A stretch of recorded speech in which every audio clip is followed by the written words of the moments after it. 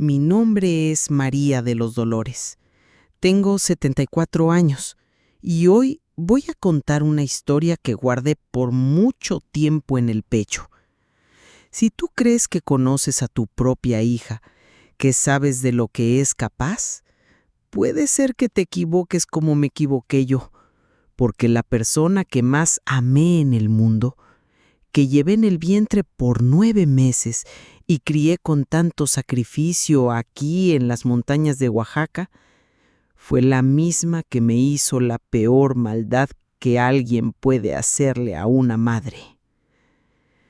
Suscríbete a este canal y activa las notificaciones para ser avisado siempre que suba un nuevo video. Así como yo, muchas otras personas están creando valor para abrir el corazón y contar secretos que quedaron guardados por años. Y tener a alguien para escuchar estas historias es algo muy importante para nosotros. Nací aquí en un pueblito de la Sierra Sur de Oaxaca, en una familia muy pobre. Mi papá trabajaba en el campo, cosechando café y maíz, y mi mamá hacía tortillas para vender en el mercado. Desde pequeña aprendí que la vida no regala nada. Con 15 años ya estaba trabajando como sirviente en casa de una familia acomodada, y fue así que conocí a mi esposo, Miguel Ángel, que era albañil. Nos casamos en 1970, en una ceremonia sencilla, en la iglesia del pueblo. No teníamos casi nada, pero teníamos amor y muchas ganas de formar una familia. Nuestro sueño era tener muchos hijos, una casa llena de risas y pláticas. Pero Dios quiso diferente. Después de 3 años intentando, finalmente quedé embarazada de mi única hija Esperanza. El parto fue difícil. Casi la pierdo y casi me pierdo también. El doctor dijo que no podría tener más hijos. Lloré mucho, pero cuando cargué a mi niña en mis brazos, sentí que ella valía por 10. Era pequeñita, pero fuerte, y tenía los ojos más bonitos que había visto en mi vida. Le prometí ahí mismo que haría todo para que tuviera la vida que yo nunca tuve. Miguel Ángel era un hombre bueno, trabajador, pero la construcción es una profesión que no da garantía de nada. A veces pasábamos semanas enteras sin que él consiguiera trabajo, principalmente en los meses de lluvia cuando no se podía construir. En esos periodos difíciles veía la desesperación en sus ojos, la preocupación de no poder mantener a la familia, pero él nunca bajaba la cabeza. Siempre salía en la mañana buscando trabajo, tocando puerta por puerta, ofreciendo sus servicios. Fue así que empecé a hacer dulces para vender. Aprendí con mi suegra, doña Esperanza, que hacía los mejores dulces de coco de la región. Cocadas, dulce de calabaza, capirotadas, camotes enmielados, cualquier cosa dulce que pudiera traer algunos pesos. Me levantaba a las 4 de la mañana para prender el fogón de leña. Preparaba todo con el mayor cuidado y después salía de puerta en puerta en el centro del pueblo, cargando una canasta pesada bajo el sol de Oaxaca. La gente del pueblo ya me conocía. «Allí viene la María de los dulces», decían las señoras que compraban mis cocadas para tomar con el café de la tarde. Era un trabajo cansado, pero honesto, y cada peso que ganaba iba directo para el sostén de la casa y principalmente para el futuro de mi Esperanza. Esperanza crecía viendo mi lucha diaria, viendo a su papá. Recuerdo hasta hoy cómo se me llenaba el corazón de orgullo cuando veía a mi niña con su uniformecito azul y blanco, mochila en la espalda, yendo a la escuela. Era la más bonita de todas, al menos para mis ojos de madre.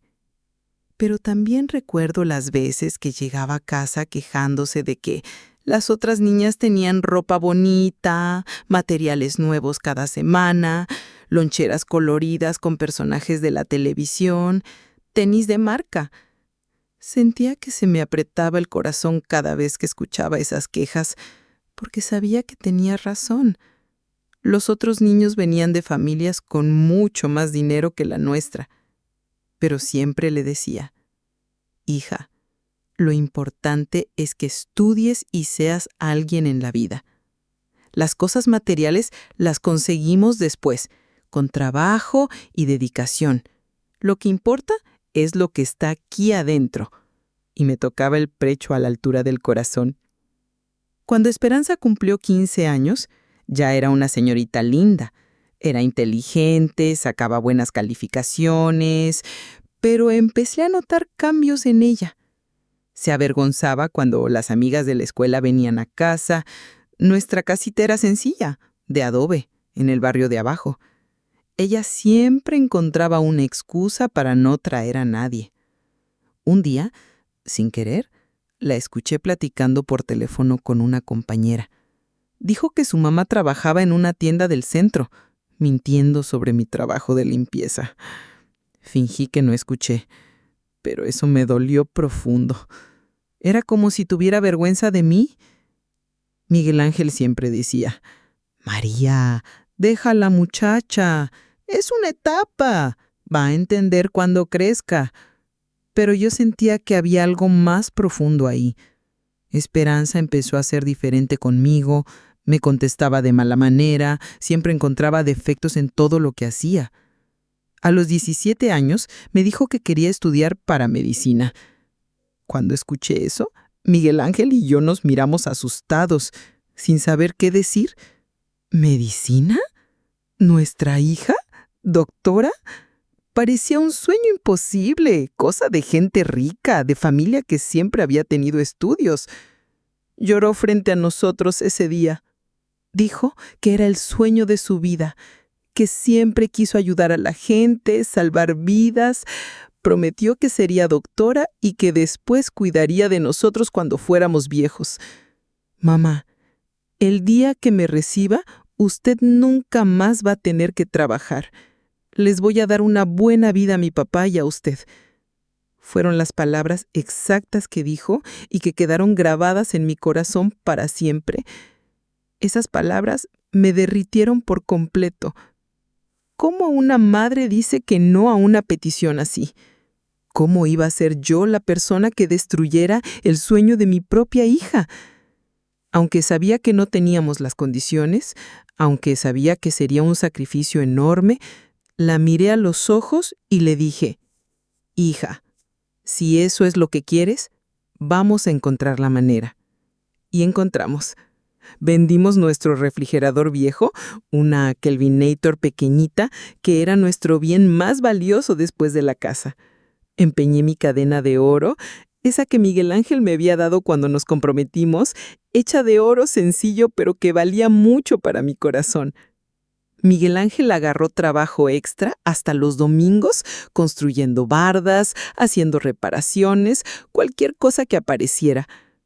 Conseguimos pagar el curso preuniversitario en la ciudad de Oaxaca, que era el más caro de la región, pero también el que más alumnos aprobaba en la universidad pública. Todos los meses era una lucha para juntar el dinero de la colegiatura.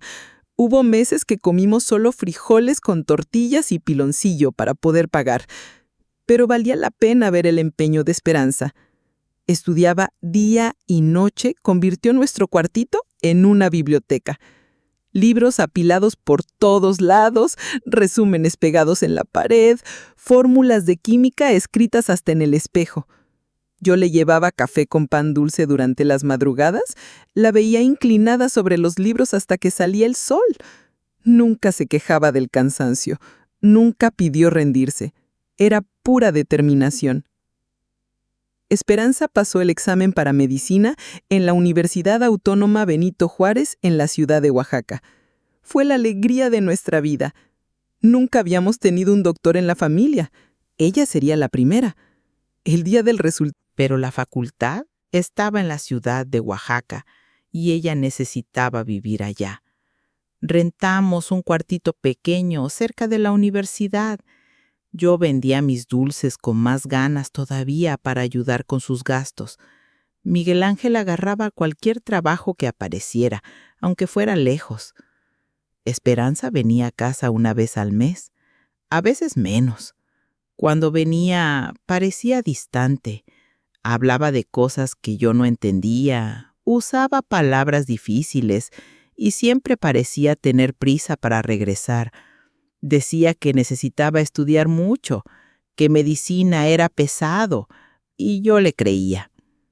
En el tercer año de la facultad, empezó a andar con un muchacho de su grupo, hijo de un doctor de la ciudad de Oaxaca. Cuando lo trajo aquí a casa, vi la manera en que miraba nuestra casa sencilla, a mi Miguel Ángel sucio de mezcla. Esperanza estuvo todo el tiempo nerviosa, como si quisiera que la visita terminara pronto. Cuando Esperanza se recibió en el año 2000, fue el día más feliz de mi vida. Me puse mi vestido más bonito, ese azul que guardaba para las bodas, y fui a la ciudad de Oaxaca junto con Miguel Ángel para su graduación.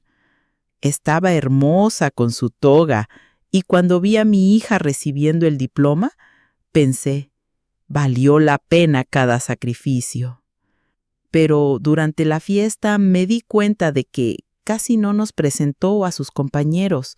Nos quedamos medio apartados, viéndola platicar con otras personas. Su novio, Ricardo, casi no habló con nosotros. Me sentí fuera de lugar, pero traté de entender. Era su mundo ahora, diferente al nuestro. Después de la graduación, Esperanza consiguió hacer su servicio social en la Ciudad de México. Dijo que era una oportunidad única, que necesitaba especializarse. Se quedaría 2 años fuera. Prometí que esperaría, que seguiría rezando por ella. Durante ese tiempo llamaba poco. Siempre decía que estaba ocupada, que el hospital era pesado, y yo entendía, pero extrañaba nuestras pláticas. Miguel Ángel empezó a enfermarse, problemas del corazón, y cuando le contaba por teléfono, parecía que escuchaba con prisa. En 2003, Esperanza se casó con Ricardo en la Ciudad de México. La boda fue en una iglesia bonita, con muchos invitados. Me pidió que no invitara a mucha gente de nuestra familia. Dijo que el espacio era limitado. Solo Miguel Ángel, mis 2 hermanos y yo fuimos. Durante la ceremonia me sentí como una extraña. Las personas estaban todas bien vestidas, hablaban diferente, y me di cuenta de que no conocía casi a ninguno de los amigos de mi hija. Era como si tuviera una vida completamente separada de la nuestra. Después de la boda, se mudaron a un departamento bonito en la colonia Roma, en un edificio de 20 pisos, con portero, alberca, salón de fiestas. Me enseñó fotos por teléfono, toda orgullosa. Era hermoso, de verdad, con muebles modernos, una vista de la ciudad que parecía postal. Abrió un consultorio junto con Ricardo en la colonia Condesa, una de las zonas más elegantes de la Ciudad de México. Ginecología y obstetricia, doctor Ricardo Mendoza y doctora Esperanza Mendoza, decía el letrero. Hasta el apellido cambió. Ya no era López como nosotros, ahora era Mendoza, familia del marido. Decía que estaba muy ocupada construyendo su carrera, ganando pacientes, haciéndose un nombre en el medio médico. Las visitas al pueblo se volvieron cada vez más raras. De una vez al mes, pasó a una vez cada 2 meses, después solo en las fechas importantes. Mi cumpleaños, cumpleaños de Miguel Ángel, Navidad. Y aun cuando venía, se quedaba poco tiempo. Llegaba sábado en la mañana y ya domingo en la tarde se estaba yendo. Siempre con prisa, siempre diciendo que tenía compromisos en México. Mamá, tengo cirugía programada temprano el lunes. Mamá, necesito preparar una conferencia para un congreso. Cálmese, voy a llegar luego. Pero solo llegó el día del entierro, en la tarde del martes. 3 días después de que Miguel Ángel murió. Dijo que no pudo viajar antes porque estaba en una cirugía importante y que no podía dejar a la paciente. Llegó en carro con Ricardo, usando lentes oscuros para esconder que había llorado. Se quedó durante el velorio y el entierro. Ayudó con los papeles, platicó con los vecinos que vinieron a dar el pésame. Pero el mismo día, después de que bajamos el ataúd, dijo que necesitaba regresar a México. «Mamá, tengo una cirugía programada mañana temprano. No puedo faltar. Usted entiende, ¿verdad?» En ese momento, viendo a mi hija irse el día que enterré a mi esposo, sentí por primera vez que había perdido más que un compañero de vida. Parecía que había perdido a mi hija también. Me quedé sola en la casa vacía, rodeada por los vecinos que trataban de consolarme, pero sintiendo un vacío enorme en el pecho. Doña Carmen se quedó conmigo esa primera noche. Durmió en el sofá de la sala para que no estuviera sola. «María, sé que es difícil, pero Esperanza es doctora. Tiene responsabilidades. Va a regresar luego a verte», me dijo tratando de animarme. Pero yo sabía en el corazón que algo había cambiado para siempre entre nosotras dos. Después de que Miguel Ángel murió, la soledad me pegó de una forma que nunca había experimentado en la vida. 43 años casada. 43 años compartiendo la cama, las comidas, las preocupaciones. Y de repente, silencio. Un silencio ensordecedor que hacía eco por los 3/4 de nuestra casita. Me quedé sola en la casa donde construimos nuestra vida juntos. Cada rincón tenía un recuerdo. Ahí en la mesa de la cocina, donde tomábamos café todas las mañanas. Ahí en el sofá de la sala, donde veíamos las noticias todas las noches. Ahí en el patio donde plantó el árbol de mango que hasta hoy da frutos. La pensión de Miguel Ángel era poca cosa. Un salario mínimo que apenas cubría las cuentas básicas. Seguía haciendo mis dulces para completar la entrada, pero ahora era diferente. Antes lo hacía con alegría pensando en el futuro de Esperanza. Ahora lo hacía por necesidad, para sobrevivir. Mi salud empezó a dar señales de que no estaba bien. Despertaba con dolores en las coyunturas. Tenía dificultad para dormir. Sentía el corazón dispararse sin motivo. Doña Carmen insistía en que fuera al doctor, pero tenía miedo de descubrir algo grave y no tener dinero para tratarme. Esperanza mandaba dinero de vez en cuando, 300, 400 pesos, pero siempre venía acompañado de quejas. Llamaba a fin de mes. «Mamá, mandé el dinero, pero usted necesita gastar menos. Yo también tengo mis cuentas aquí en México». O si no, «Mamá, usted tiene que cuidarse más. ¿No puedo estar siempre mandando dinero extra para el doctor?». Como si me enfermara a propósito. Como si fuera un capricho mío necesitar medicina para la presión alta. Traté de entender su situación. Sabía que empezar la vida profesional no es fácil, que consultorio nuevo tarda en funcionar, que ellos tenían el financiamiento del departamento, del carro, de los muebles. Pero yo solo quería sentir que todavía tenía una hija, alguien que se preocupara por mí. Las llamadas se fueron volviendo más raras y más frías. De 2 veces por semana, pasó a 1 vez cada 15 días. Y cuando yo llamaba, siempre parecía que estaba molestando. El teléfono sonaba varias veces antes de que contestara. Y cuando contestaba, siempre era: «Hola, mamá, ¿todo bien? No puedo hablar mucho ahorita. Voy saliendo al consultorio». Empecé a marcar mentalmente los horarios en que podía estar libre para no molestar. No llamaba en la mañana porque sabía que estaba en el consultorio. No llamaba en la tarde porque podía estar en cirugía. No llamaba en la noche porque debía estar cansada. Pero aún así, siempre parecía ser mal momento. En 2008 mi salud empeoró de verdad. Diabetes tipo 2, hipertensión. Le hablé a Esperanza, explicándole la situación, pidiéndole ayuda para pagar los estudios.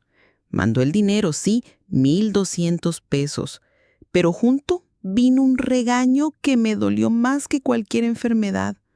Mamá, usted tiene que cuidarse mejor. No puede dejar que la diabetes se descontrole así. No puedo estar siempre ayudando con estas cosas. Tengo mi vida aquí también. Esas palabras me lastimaron profundamente.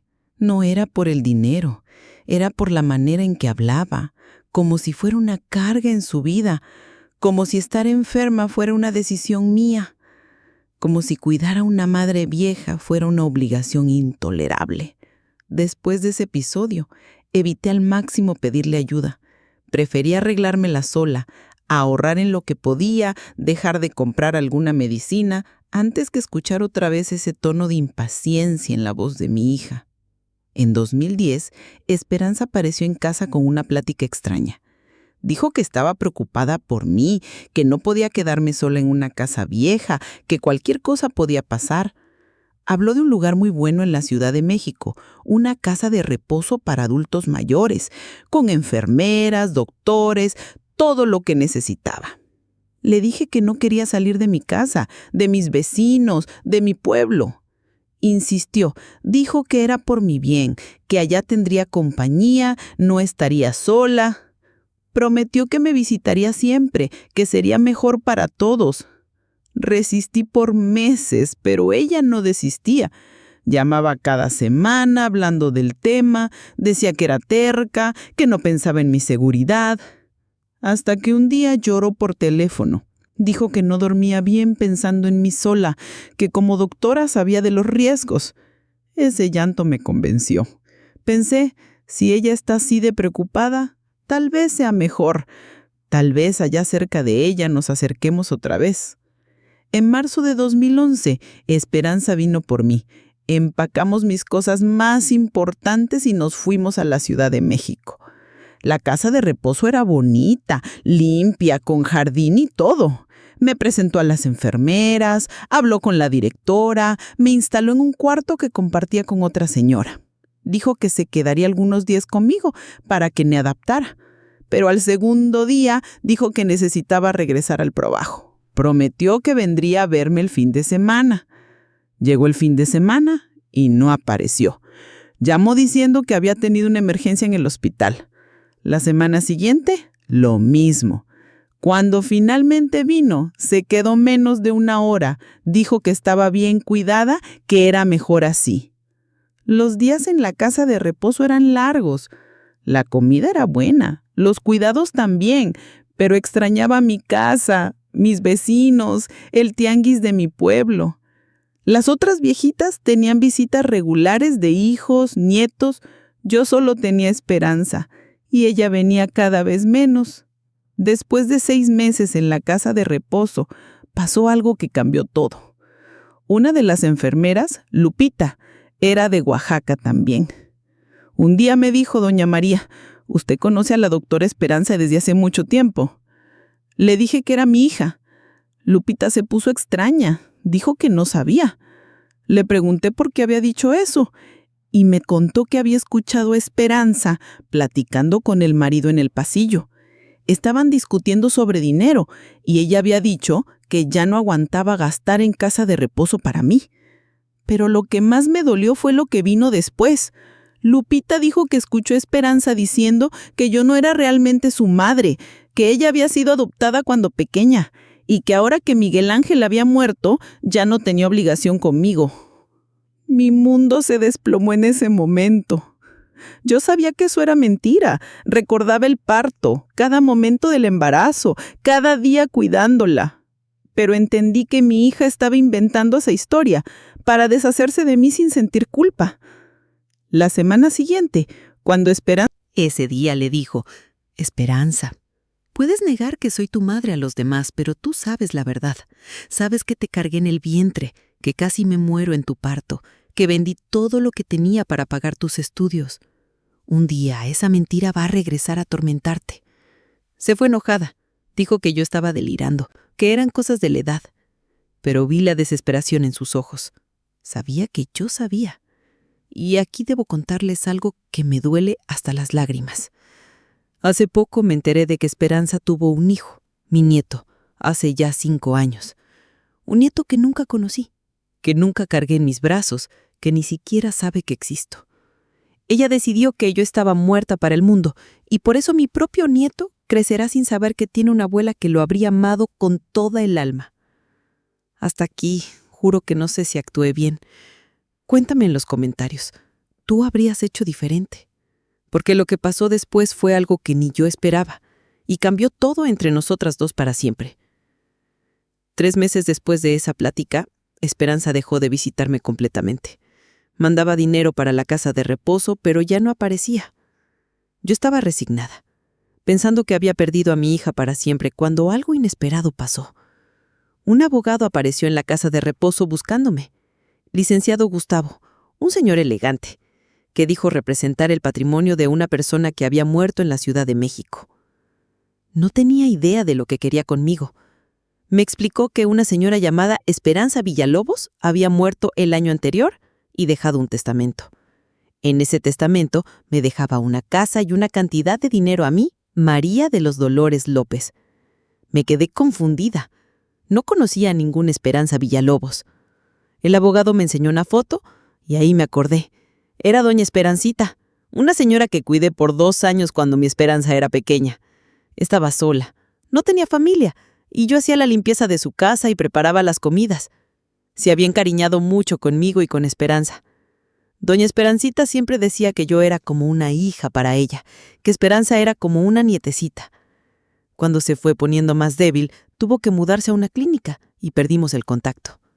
Nunca imaginé que se hubiera acordado de mí en un testamento. El abogado me explicó que la casa era sencilla, pero bien ubicada en la Ciudad de México, y que también había una cuenta de ahorro con un valor considerable. Todo eso me lo había dejado en agradecimiento por los cuidados que le di. Con esa herencia inesperada, ahora tenía una casa para vivir y dinero suficiente para vivir con dignidad. Ya no necesitaba quedarme en una casa de reposo costeada por mi hija. Podía tener mi independencia de vuelta. Platí con la directora de la casa de reposo y le comuniqué que me iba. ¿Se sorprendió? Preguntó si Esperanza sabía. Le dije que no, que iba a ser una sorpresa. El día que salí, dejé solo una carta para Esperanza. Hija, ya no necesitas preocuparte por mí. Encontré un lugar para vivir y ya no voy a necesitar más tu ayuda. Gracias por todo. Tu mamá, María de los Dolores López. Me fui a mi nueva casa en la Ciudad de México. Era sencilla, pero acogedora. Tenía 2 recámaras, una salita, cocina y un patiecito con árbol de mango. Me sentí en casa inmediatamente. 2 semanas después, Esperanza apareció en la casa de reposo y descubrió que me había ido. Consiguió mi dirección y vino tras de mí. Cuando tocó el timbre y abrí la puerta, se quedó impactada. ¿Mamá? ¿Qué historia es esta? ¿Dónde consiguió dinero para una casa? ¿Está viviendo sola? Esto es una locura. Le expliqué sobre la herencia de doña Esperancita, que había decidido volver a tener mi propia vida. Se quedó desconfiada. Dijo que personas de mi edad no debían vivir solas, que podía pasar cualquier cosa. Pero me di cuenta de que su preocupación no era por mí. Era por lo que la gente iba a pensar. ¿Cómo una doctora deja que su mamá viva sola? ¿Qué van a decir los colegas? Le ofrecí café, pero estaba agitada. Dijo que iba a buscar otro lugar para mí, que iba a resolver esa situación. Pero fui firme. Esperanza, ahora tengo mi casa y mi dinero. Ya no necesito nada de ti. Puedes vivir tu vida en paz. En los meses que siguieron, construí una nueva rutina. Hice amistad con los vecinos, volví a hacer mis dulces para vender en el mercado del barrio. No era por necesidad, sino porque me gustaba. Empecé a participar en un grupo de la tercera edad en la parroquia local. Esperanza llamaba de vez en cuando, siempre insistiendo en que debía regresar a una casa de reposo. Decía que estaba preocupada, que me podía caer, enfermar, pasar algo malo, pero me daba cuenta de que era más por su imagen que por mí. Un día, una vecina me contó que había visto a Esperanza platicando con un agente inmobiliario en la calle. Estaban viendo mi casa y conversando. Eso me puso alerta. En diciembre de 2012, pasó algo que me dejó muy asustada. Esperanza apareció en casa acompañada de otro doctor. Un psiquiatra. Dijo que estaba preocupada por mi estado mental, que estaba presentando señales de confusión, olvidos. El doctor me hizo algunas preguntas, observó la casa, platicó conmigo. Respondí todo normalmente. Le enseñé que estaba lúcida, le expliqué sobre mi rutina, pero me di cuenta de que Esperanza había preparado esa situación.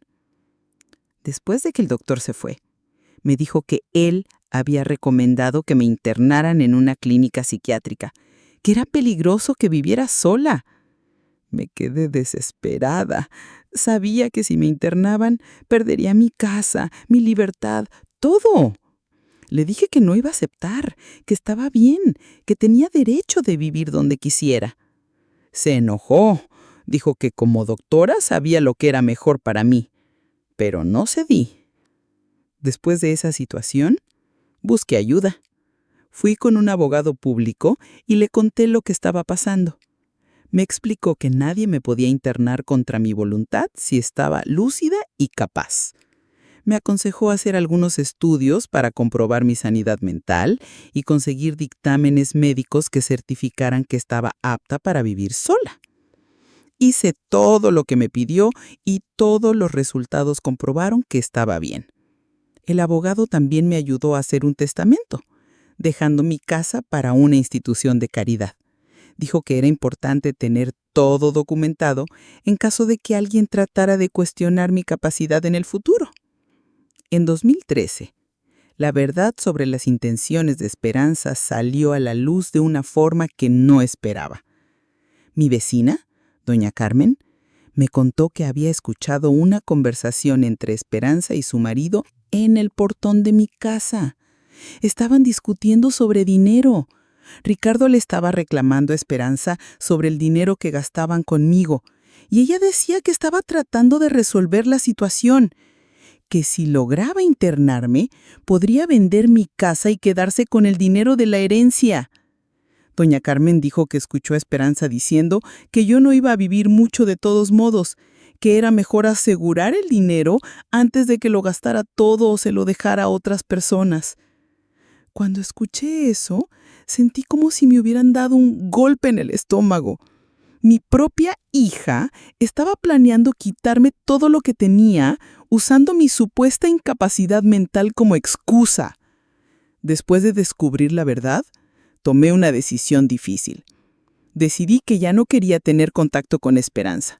Cambié el número del teléfono, les pedí a los vecinos que no dieran información sobre mí y empecé a evitarla completamente. Cuando venía a casa, no le abría la puerta. Dejaba claro que ya no quería plática. Llegó a gritar desde el portón, decir que yo estaba enferma, que necesitaba ayuda, pero no cedí. Un día, trajo a una trabajadora social para tratar de convencerme de salir de casa. Pero la trabajadora platicó conmigo, vio que estaba bien, que la casa estaba limpia y organizada, que tenía una red de apoyo con los vecinos. Le dijo a Esperanza que no había motivo para una intervención. Hoy, a los 74 años, vivo en mi casita en la Ciudad de México, tengo mis amigos, mi rutina, mi dignidad. Esperanza sigue siendo doctora, sigue casada con Ricardo y por lo que sé, le cuenta a todo el mundo que su mamá murió. Es exactamente lo que escucharon. Mi propia hija dice que yo morí. Es más fácil para ella explicar por qué no me visita, por qué no habla de mí. Una mamá muerta no da trabajo, no avergüenza, no arruina la imagen de hija perfecta que quiere mantener. Descubrí esto hace poco tiempo, cuando una antigua vecina de mi pueblo encontró a Esperanza en la Ciudad de México y preguntó por mí. Esperanza le dijo que yo había muerto el año pasado, que había sido muy difícil, que prefería no hablar del tema. La vecina se quedó impactada porque sabía que yo estaba viva. Vino a buscarme y me contó todo. En ese momento entendí hasta dónde fue capaz de llegar mi hija para deshacerse de mí. Y aquí viene lo que más me duele el corazón.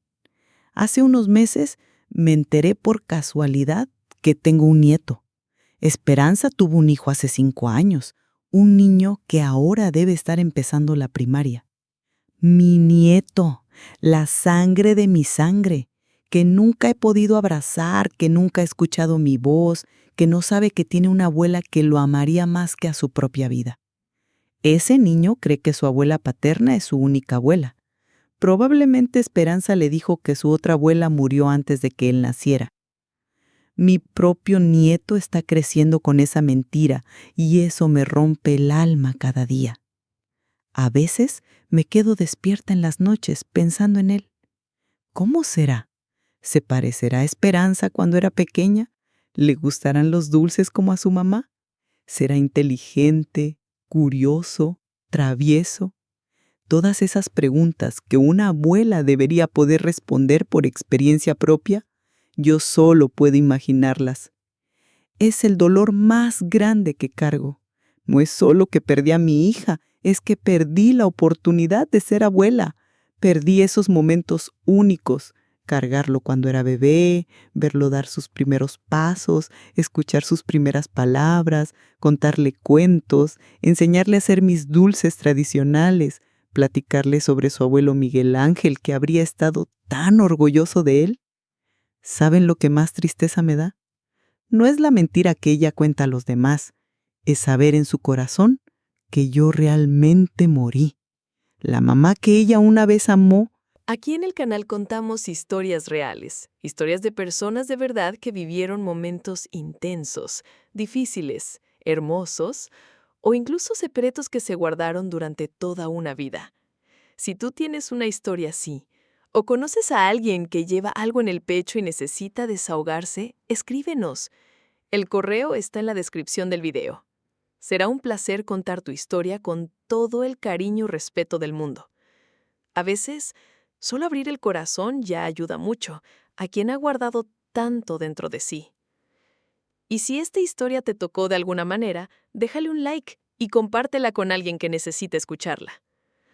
A veces, una historia como la que acabas de ver puede darle fuerza a alguien que necesita hablar su propia verdad. Y si tú viviste algo parecido, los comentarios están abiertos. Este es un espacio seguro para escucharnos y apoyarnos mutuamente.